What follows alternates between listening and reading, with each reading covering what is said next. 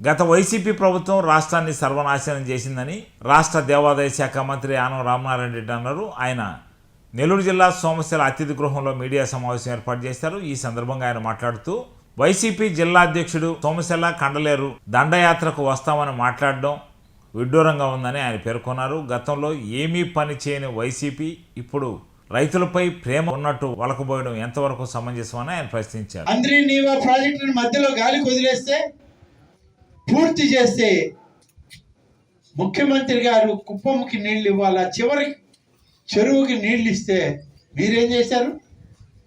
చంద్రబాబు నాయుడు చెరువుకు కూడా మేమే నీళ్లు ఇచ్చామన్నారు. ఏం చేశారు అక్కడ?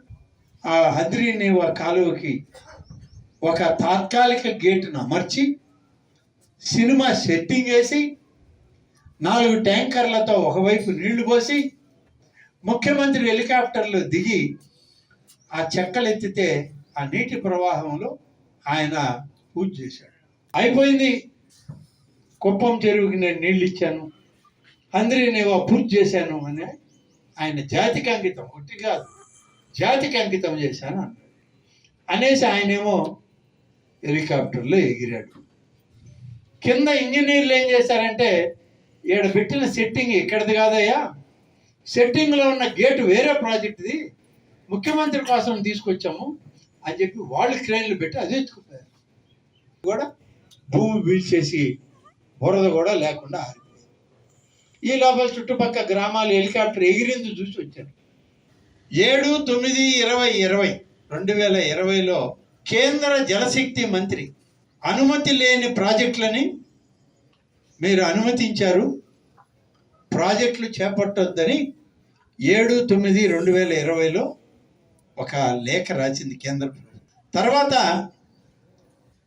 జూలై 30, 2020లో సిడబ్ల్యూసి అపెక్స్ కౌన్సిల్ ఆమోదం లేకపోతే పనులు చేయొద్దని కేఆర్ఎంబి కమిటీ ఆ రోజు కూడా ఆర్డర్ ఇచ్చారు. 9/2020 రాయలసీమ లిఫ్ట్ ఇరిగేషన్ ప్రాజెక్టు పనులపై నిర్మాణాన్ని నిలిపివేయాలని ఎస్జిటి ఆదేశం ఇచ్చి దీని మీద చర్యలు తీసుకుంటాం మీ మీద అని ఆర్డర్ ఇచ్చారు. డేట్లు ఉన్నాయి, ఇక్కడ ఆర్డర్లు ఉన్నాయి. 2021 తెలంగాణ రాష్ట్రం మీరు చేసేటువంటి దాని మీద ఫిర్యాదు చేస్తే కేఆర్ఎంబి మరొకసారి ఇచ్చింది ఆర్డరు.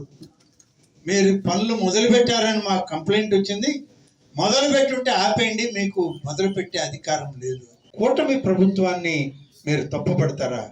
మమ్మల్ని మీరు తప్పుపెట్టే ప్రయత్నం చేయడానికి మీరు చేసిన దరిద్రం, మీరు చేసినటువంటి పాపం, రాయలసీమ రైతాంగాన్ని పట్టి పీడిస్తున్నటువంటి మీరు మా మీద వేయడానికి ఒక ప్రయత్నం చేశారు.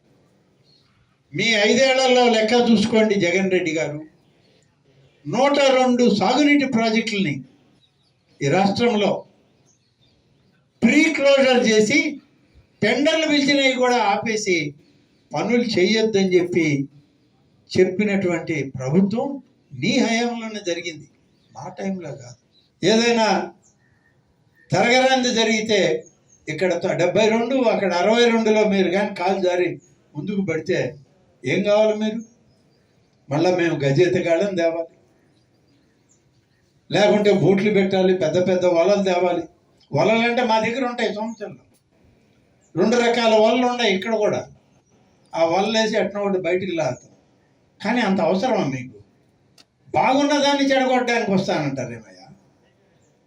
ఇంత దారుణమైన పరిస్థితుల్లో రైతుల్ని మోసం చేయడానికి మీరు చేసేటువంటి ఇంత తప్పుడు విధానాల్లో మీరు చేస్తే ఇవాళ పరిశ్రమలు పెట్టడానికి ఈ రాష్ట్రంలో 25.3% ఈ దేశంలో 30 రాష్ట్రాలు ఉంటే మనకి 30 రాష్ట్రాల్లో 30వ రాష్ట్రం ఆంధ్రప్రదేశ్లో 29 రాష్ట్రాల్లో రానటువంటి పరిశ్రమలు, అంత పెద్ద ఎత్తున పెట్టుబడులు మన రాష్ట్రంలో వచ్చాయని చెప్పి దేన్ని వినలేరు, శంకర నాదాన్ని వినలేరు, శంకర స్వరూపాన్ని చూడలేరు.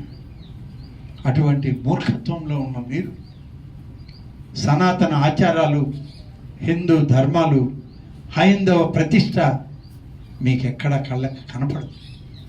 అందుకే సోమేశ్వర స్వామి ఆలయం దాదాపు 3.5 సంవత్సరాలు నిర్లక్ష్యం చేయబడింది. మేము వచ్చి మొదలుపెట్టిన 6 మాసాల్లో ఆలయాలను పూర్తి చేయడానికి సంకల్పించాం. సంకల్ప బలం ఉన్నటువంటి ప్రభుత్వం నేటి కూటమి నాయకత్వం.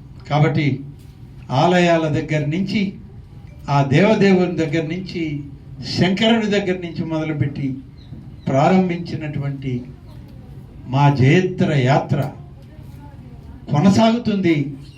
మీ దుష్ట పరిపాలనని పూర్తిగా భూస్థాపితం చేసే వరకు, మీ రాక్షస ఆనందాన్ని సముద్ర గర్భంలో కలిపే వరకు మా రామలక్ష్మణుల యొక్క పరిపాలన, సుపరిపాలన రామరాజ్యంగా వెలుగొందుతుందని చెప్పి ఈ సందర్భంగా